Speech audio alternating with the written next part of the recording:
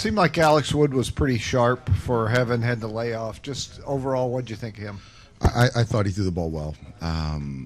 You can't even. He gave up 3 homers, but the two to Baez were down below the zone, and he took 2 good swings on those balls and hit him out of the ballpark. And the one to Contreras, elevated fastball, but for not pitching in 3 weeks, I thought he was sharp, competed, and gave us a chance to win. Next question. Right back to Phil. How about your take on Arrieta? It seemed like he had a lot of movement on just about everything he threw. He did, and you knew a guy like that. He's going to go out there and compete. In an elimination game, he's going to leave it all out there, and that's exactly what he did. Got him to 210 pitches, and he left it all out there. Kept us off balance, made pitches when he needed to. The sinker was moving.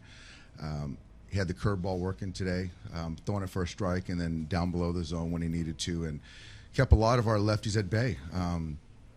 We had some good at-bats against him, but really couldn't break through, and it's just a credit to him. He made pitches when he needed to. Bruce, right front. Dave, some of the couple players said after last night, that there's no pressure on them because no one's expecting them to win, that the pressure would be on you guys. Did you guys have that same mentality back in 2004 when you were with Boston in a down 3-0 to the Yankees? Yeah, I think that I wouldn't say that the pressure is on us. I think that we're in a pretty good spot. We've got our number 1 pitcher going tomorrow, and we've got 2 of the guys at the back end rested. But I can't speak to their mindset, but I still like the position we're in. Back to Phil. What was your view on Granderson's at bat there? Which one? The last one?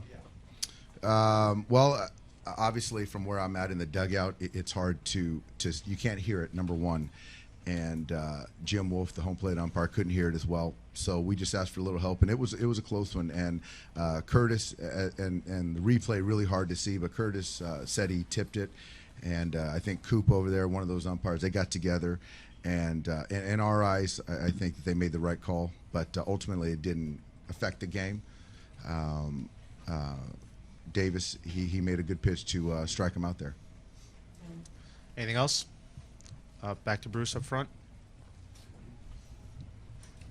Dave, were you surprised how sharp Arrieta was, considering he was coming back from the hammy and hadn't really pitched all that well from all the video you guys got to see over the last 4 or 5 starts?